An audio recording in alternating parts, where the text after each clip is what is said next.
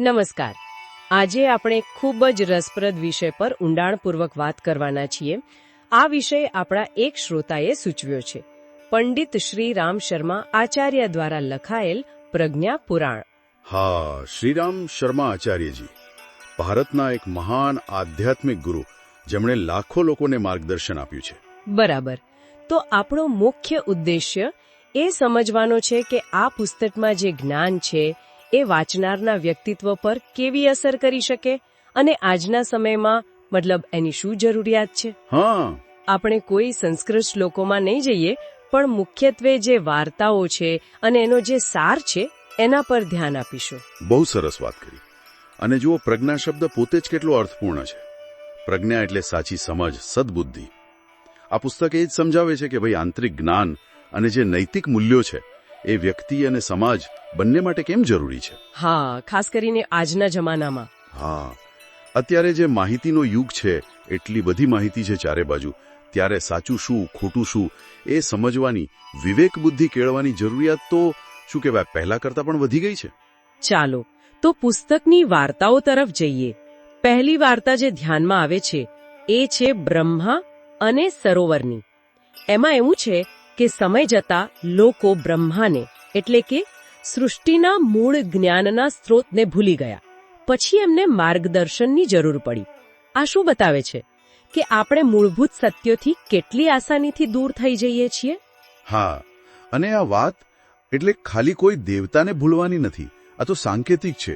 એ કહેવા માંગે છે કે જ્યારે સમાજ ખાલી બાહ્ય દેખાવમાં, પરંપરાઓમાં અટવાઈ જાય અને અંદરનું જે તત્વજ્ઞાન છે, જે સાચી સમજ છે એ ગુમાવી દે, ત્યારે એ દિશા વગરનો થઈ જાય છે.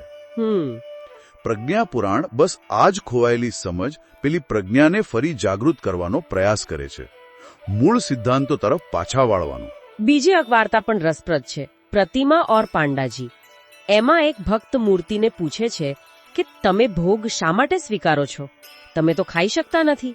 અને ત્યાં જે પાંડાજી હોય છે એમનો જવાબ કંઈક ગૂઢાર્થ તરફ ઇશારો કરે છે.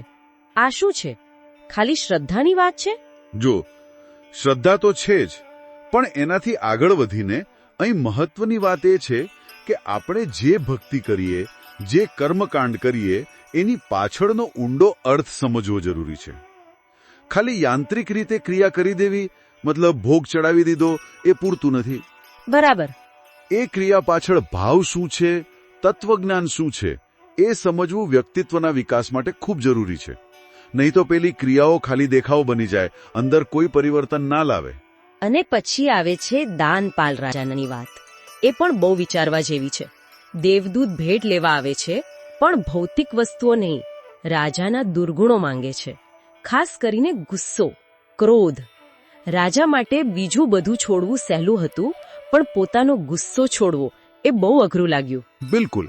આ વાર્તા તો એકદમ સ્પષ્ટ કરી દે છે કે સાચું દાન, સાચો ત્યાગ એ બહારની વસ્તુઓનો નથી, પણ આપણા પોતાના નકારાત્મક સ્વભાવનો, આપણી ખરાબ આદતોનો, આપણી ખોટી માન્યતાઓનો છે. વ્યક્તિત્વનું જે અસલી રૂપાંતરણ છે એ આ આંતરિક દાનથી જ શરૂ થાય છે. અને આ પુસ્તક એટલે આવા આંતરિક પરિવર્તન માટે પ્રેરણા આપે છે, રસ્તો બતાવે છે. અને આ જ્ઞાન ખરેખર આજના યુગની જરૂરિયાત છે.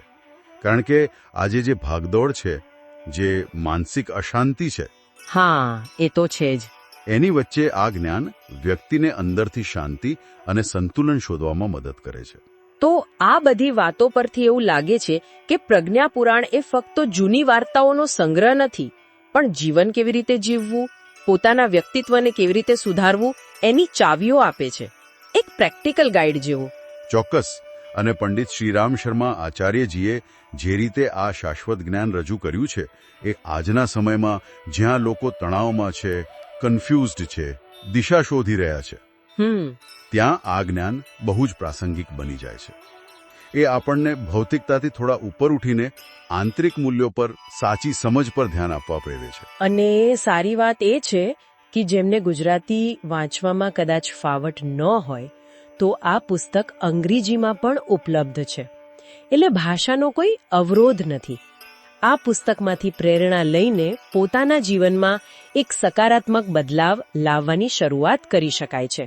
અને હા, તે ઓનલાઈન પણ સહેલાઈથી મળી રહે છે ખરીદી માટે. હા, એ પણ છે. અને અંતમાં શ્રોતાઓ માટે એક નાનકડો વિચાર છોડીને જઈએ. જેમ પેલા દાનપાલ રાજા માટે ક્રોધ છોડવો સૌથી મુશ્કેલ હતો, તેમ આપણા પોતાના જીવનમાં એવો કયો દુર્ગુણ છે જેનું દાન કરવું આપણા પોતાના માટે અને સમાજ માટે સૌથી વધુ ફાયદાકારક હોઈ શકે? વિચારવા જેવું. પણ આપણે એને જ સૌથી વધુ વળગી રહીએ છીએ. આ સવાલ પર સૌ વિચારે એ જરૂરી છે.